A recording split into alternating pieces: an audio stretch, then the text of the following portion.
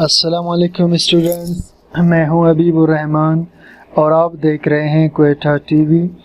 Students, आज जो topic हम डिस्कस करेंगे वो एक स्टूडेंट की रिक्वेस्ट पर हमने ये टॉपिक बनाया है और ये टॉपिक है एन ओवरव्यू ऑफ विटामिन्स। ठीक, तो इसमें आज हम विटामिन्स के बारे में थोड़ा सा डिस्कस करेंगे। और स्टूडेंट्स, ओवरव्यू का मतलब होता है कि हम विटामिन्स के बारे में एक यानी ब्रीफ सा नोट डिस्कस करेंगे। ठीक है, मुख्तसरन हम सारे विटामिन्स को देखेंगे। तो चलिए स्टार्ट करते हैं। Vitamins are organic substances. Vitamins organic substances है and quite different from carbohydrates, proteins and lipids. और ये काफ़ी मुख्तलिफ होते हैं प्रोटीन से, कार्बोहाइड्रेट से और लिपिड से। Also called accessory food factors, इनको एक्सेसरी फूड फैक्टर्स भी कहते हैं। एक्सेसरी का मतलब होता है मदद करने वाले। तो ये फूड के खाने में या हाजमे में ये हेल्प करते हैं as a coenzyme. These are normally present in our diet, daily diet intake. ये आमतौर पर मौजूद होते हैं हमारे डेली खाने पीने में। They help in regulating energy transformation and metabolism. ये मदद करते हैं तवाज़ुन में रखने में एनर्जी की ट्रांसफॉर्मेशन को, यानी एनर्जी की मुंतकिली को तवाज़ुन में रखते हैं एंड मेटाबॉलिज्म और मेटाबॉलिज्म को भी ताउन में रखते हैं। They are effective in very small amount. ये असर रखते हैं बहुत ही कम मिकदार में। Not formed in body, ये जिस्म में ख़ुद नहीं बनते। And have to take from animal और plant source, और हमें लेना पड़ता है या तो जानवरों से इसको या फिर प्लांट्स से। तो अब इसके बाद हम चलते हैं जी नोमेनक्लेचर ऑफ विटामिन्स, नाम रखना विटामिन्स का। Word vitamin comes from vital plus amine. लफ्ज़ विटामिन जो है वो निकला है दो लफ्ज़ों से, एक लफ्ज़ है वाइटल और दूसरा है अमाइन। ठीक है, तो इन दोनों को मिलाकर विटामिन कहते हैं। Originally these substances were commonly known by letters of the alphabet. शुरू में आगाज़ में इन सब्सटेंसेस को पहचाना जाता था कुछ ख़ास लेटर्स के ज़रिए, जो कि अल्फ़ाबेट्स के letter A B C D वगैरह होते थे, such as vitamin A, vitamin B, vitamin C, vitamin D, vitamin E and K. After understanding the composition, फिर इनकी बनावट को समझने के बाद, एंड केमिकल नेचर, और इनके नेचर को समझने के बाद, ऑफ दीज विटामिन्स, इनकी their alphabet nomenclature is being replaced. इनके जो अल्फ़ाबेटिक नोमेनक्लेचर था उसको रिप्लेस कर दिया गया बाय देयर केमिकल नेम्स, उनके केमिकल नेम्स के साथ। अब हम क्लासिफिकेशन डिस्कस करते हैं विटामिन्स की, फिर डिटेल में थोड़ा सा बारी सबको डिस्कस करते हैं। तो क्लासिफिकेशन में विटामिन्स दो किस्म के, फैट सोल्यूबल विटामिन्स जो चर्बी में हल होते हों, वाटर सोल्यूबल विटामिन्स जो पानी में हल होते हो। तो fat soluble vitamins that are soluble in lipids, जो लिपिड में हल हो जाते हो चर्बी में, इसमें विटामिन ए, डी, ई और के है। और water soluble vitamins are that are soluble in water, जो पानी में हल होते हैं। इनमें विटामिन बी कम्प्लेक्स और विटामिन सी आते हैं। तो चलिए स्टार्ट करते हैं पहले विटामिन ए को। फाउंड इन फैट्स, ये चर्बी में होता है, ऑफ मिल्क, मिल्क के। एग्स में होता है, लिवर फैट के अंदर, फिश लिवर ऑयल्स के अंदर। In plant vitamin A occurs in precursor form, पौधों में विटामिन ए पाया जाता है प्रीकर्सर फॉर्म में। प्रीकर्सर का मतलब होता है वो कंपाउंड जिससे बाद में कोई कंपाउंड बन रहा हो। एज प्रो विटामिन, तो शुरू में ये प्रो विटामिन की शक्ल में पाया जाता है, प्रो विटामिन ए की शक्ल में। This precursor belongs to a family of pigmented hydrocarbon, और ये प्रीकर्सर ताल्लुक़ रखता है एक फैमिली के साथ पिगमेंटेड हाइड्रोकार्बन के। पिगमेंटेड हाइड्रोकार्बन कहते हैं रंग वाले हाइड्रोकार्बन्स को, कॉल्ड कैरोटीन्स, और इन्हें कैरोटीन्स कहा जाता है। Carotenes are found in green vegetables and carrots, और कैरोटीन्स पाए जाते हैं सब्जियों में और गाजर में। These are converted into vitamin A, और ये कन्वर्ट हो जाते हैं विटामिन ए में, यानी इसकी बात हो रही है प्रो विटामिन ए की। ये कन्वर्ट हो जाता है विटामिन ए के अंदर, ठीक है, इन इंटेस्टाइन ऑफ एनिमल्स, एनिमल्स के इंटेस्टाइन में। अब स्टूडेंट्स ये स्ट्रक्चर है विटामिन ए का। स्ट्रक्चर पे आपने घबराना नहीं है कि कितना मुश्किल स्ट्रक्चर है, कोई मुश्किल नहीं है, बल्कि सबसे पहले आपने करना क्या है, एक 6 मेंबर रिंग बना लेना है, ठीक, एक डबल बॉन्ड के साथ। अब इसमें आपने 2 CH3 लगा देने हैं, यहाँ पर भी और यहाँ पर भी, और तीसरा CH3 आपने यहाँ लगा लेना है। तो 6 मेंबर रिंग के साथ आपने 3 CH3 लगा देने हैं। उसके बाद आपने एक चैन बना लेना है कार्बन का, ठीक, ये कार्बन का चैन है, यहाँ पर CH2 होगा, यहाँ CH2 होगा, यहाँ CH2 CH2 CH2 CH2 CH2, ठीक, तो ये रिंग बन गया। अब इसके बाद यहाँ इसके आखिर में CH2OH लगा होगा, यहाँ फिर एक मिथाइल ग्रुप लगा हुआ है, यहाँ H लगा हुआ है, फिर मिथाइल ग्रुप लगा हुआ है, फिर H लगा हुआ है। बाकी यहाँ स्टूडेंट्स आपने H लगा देने हैं इन जगहों पर, ठीक, और इस तरफ सब यहाँ पर डबल बॉन्ड मौजूद होंगे। तो इसका स्ट्रक्चर है, कोई मुश्किल नहीं है, 2-3-4 मरतबा प्रैक्टिस करेंगे सीख जाएंगे। डिफिशेंसी ऑफ विटामिन ए, अगर कमी हो जाए विटामिन ए की तो क्या होगा, काजेज नाइट ब्लाइंडनेस, इससे रात का अंधापन पैदा होगा, यानी अंधेरा होने के बाद ठीक से नज़र नहीं आएगा। Daily requirement is 1000 microgram of retinal, रोज़ाना जो इसकी ज़रूरत होती है वो 1000 माइक्रोग्राम होती है। इट फॉर्म्स विजुअल पिगमेंट्स, ये देखने वाले रंग बनाता है, and transports nutrients across cell membrane, और न्यूट्रिएंट्स को सेल में ले जाने में हेल्प करता है, ट्रांसपोर्टेशन में हेल्प करता है।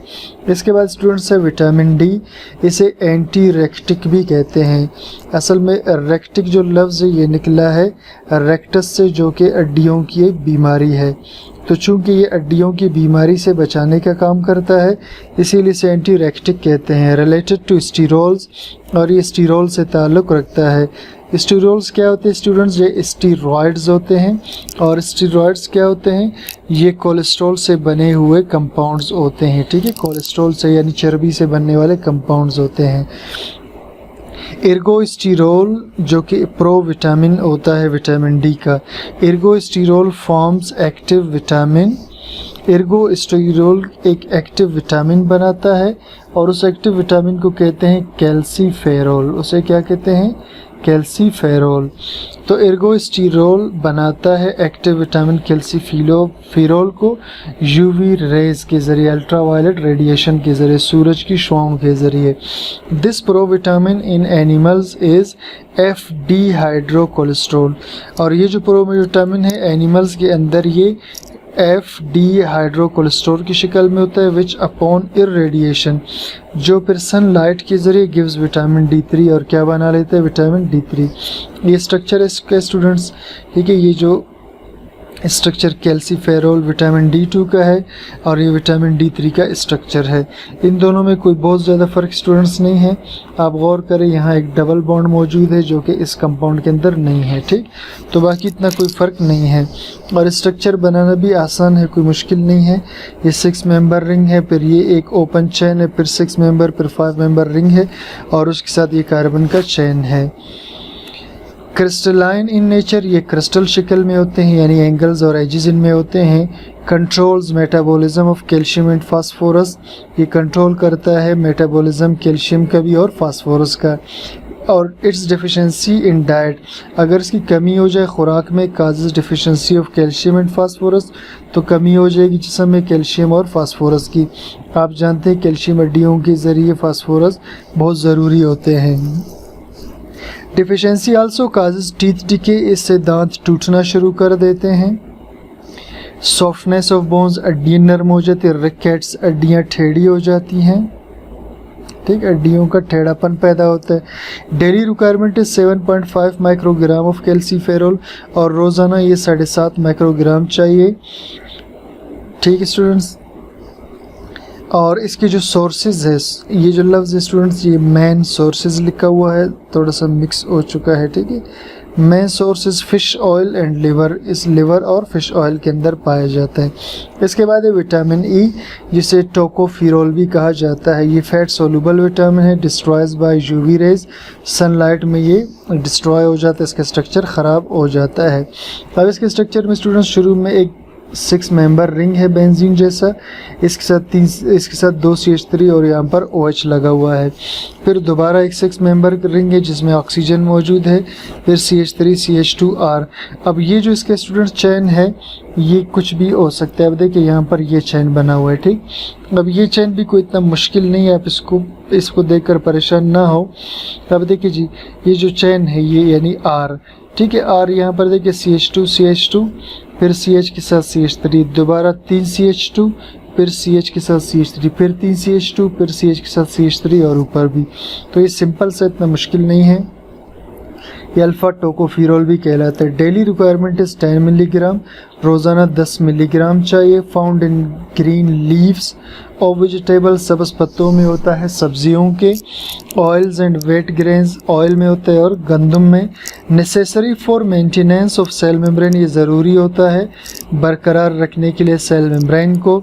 Maintains normal physiology of muscular and vascular system, और बराबर रखता है नॉर्मल फिजियोलॉजी को मसल्स के और वेस्कुलर सिस्टम, खून के जो नालियों का निज़ाम है इसके। Deficiency causes fragility of RBCs, इसकी कमी से नाजुक हो जाते हैं आरबीसीज यानी रेड ब्लड सेल्स, जिसे हीमोलाइसिस भी कहते हैं। हीमो का मतलब होता है खून और लाइसिस का मतलब होता है टूटना, यानी आरबीसीज टूटते हैं। एंड डिक्लाइन इन रेस्पिरेशन, और कमी आ जाती है सांस लेने के अमल में। इसके बाद स्टूडेंट्स डिस्कस करते हैं विटामिन के को। एंटी हीमोरेजिक कंपाउंड भी ये कहलाता है, ठीक।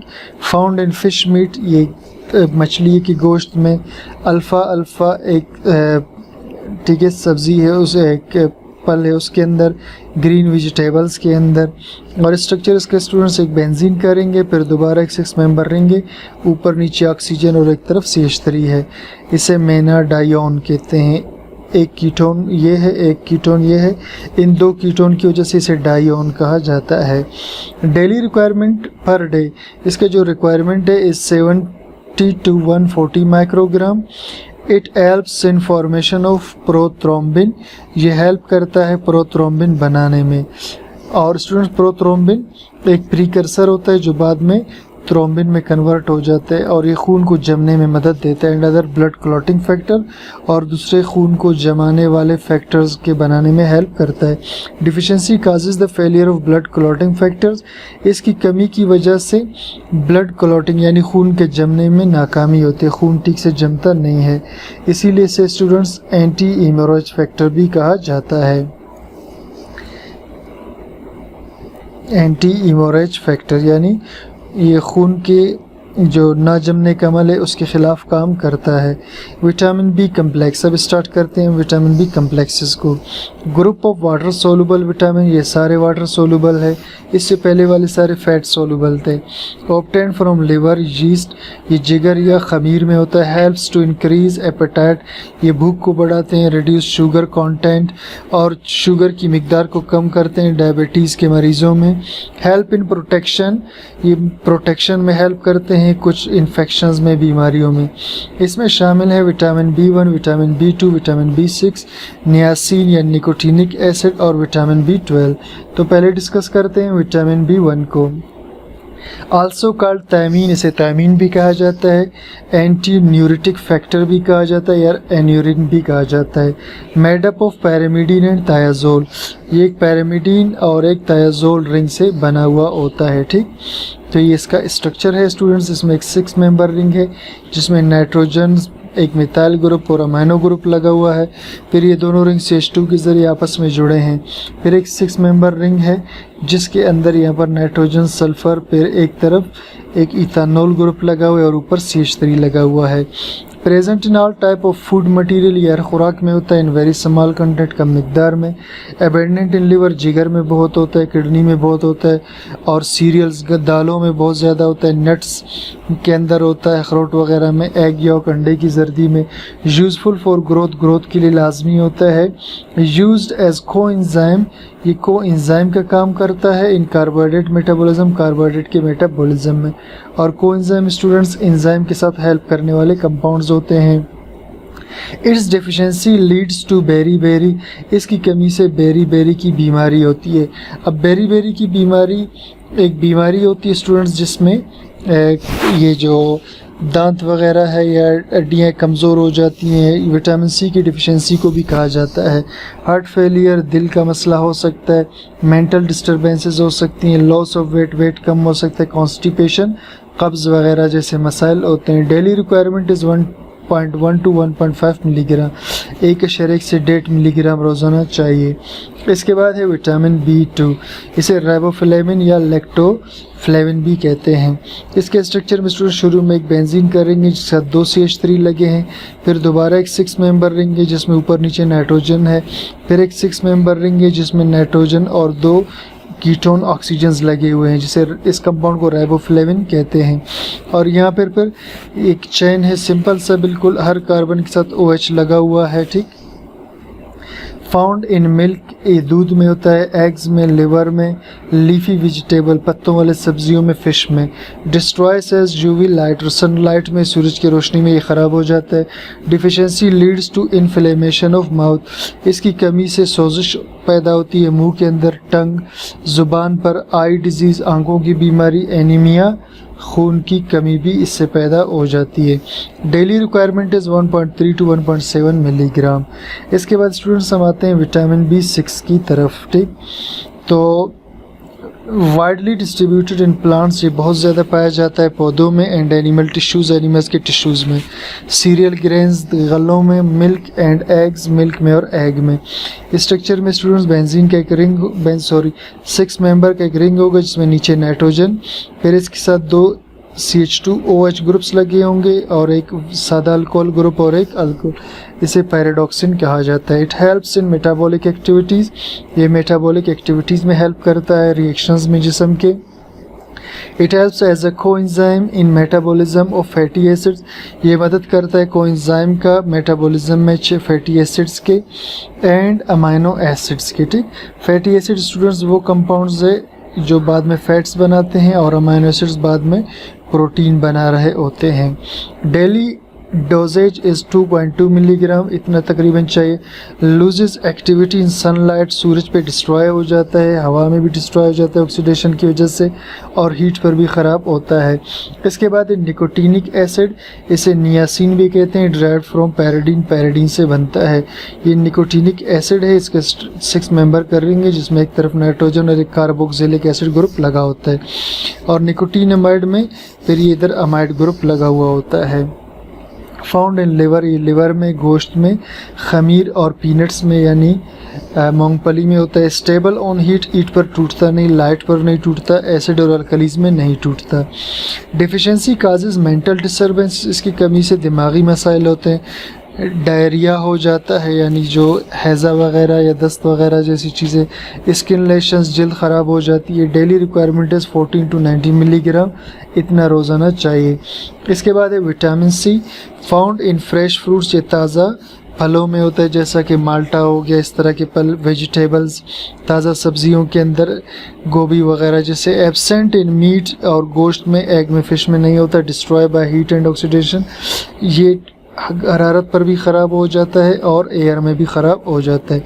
अब इसके स्ट्रक्चर में स्टूडेंट्स पहले 6 कार्बन आपने बनाने होंगे। सबसे नीचे वाले कार्बन पे आप एक अल्कोहल ग्रुप बनाएंगे CH2OH, और उसके बाद 5वें पर भी आप एक अल्कोहल ग्रुप बनाएंगे OH, ठीक। फिर इसके बाद ये जो कार्बन है 2, इस पर भी आपने अल्कोहल ग्रुप्स बनाने हैं, और पहला जो कार्बन होगा इस पर एक कीटोन ग्रुप होगा जो एक ऑक्सीजन के ज़रिए चौथे कार्बन से जुड़ा हुआ होगा, इसे स्कॉर्बिक एसिड कहते हैं। Deficiency causes bleeding of teeth, इसकी कमी से दांतों से खून आता है। एनीमिया, खून की कमी होती है। एंड स्कर्वी, और स्कर्वी की बीमारी होती है। स्कर्वी में स्टूडेंट्स ये नर्व जो ब्लड वेसल्स वगैरह है, सर्कुलेटरी सिस्टम, इसके मसाइल पैदा होते हैं। Helps in formation of intracellular cement substances, ये मदद करता है बनाने में इंट्रासेलुलर सीमेंट सब्सटेंसेस, यानी सेल्स को आपस में जोड़ने वाली जो सब्सटेंस है उसकी बात कर रहे हैं। तो सेल्स के बीच सीमेंट वाली सब्सटेंस का इन वेरियस टिश्यूज़, मुख्तलिफ टिश्यूज़ में जैसा कि स्किन स्किन में, डेंटाइन दांतों में, बोन टिश्यूज़ हड्डियों की टिश्यूज़ में, helps in healing of wands ये ज़ख़म के हीलिंग का मतलब है ठीक होने में हेल्प कर रहा होता है, एंड फ्रैक्चर्ड बोन्स और हड्डियों को ठीक करने में मदद करता है, फैसिलिटेट्स एब्जॉर्प्शन ऑफ आयरन और हेल्प करता है, मदद करता है जज्ब करने में आयरन के। तो स्टूडेंट्स ये था हमारा टॉपिक आज का, जिसमें हमने डिस्कस किया विटामिन्स को ब्रीफली और मुख्तलिफ विटामिन्स को, उसके फंक्शन को, उसके रिक्वायरमेंट को, उसके स्ट्रक्चर को इस टॉपिक में डिस्कस किया। उम्मीद करता हूँ आपको टॉपिक समझ में आ गया होगा और आपके लिए हेल्पफुल होगा। तो स्टूडेंट्स सब लेक्चर को लाइक कीजिए, सब्सक्राइब कीजिए चैनल को, और इस लेक्चर को दोस्तों के साथ ज़रूर शेयर कीजिए। कमेंट सेक्शन में अपनी राय बताइए। Thank you for watching.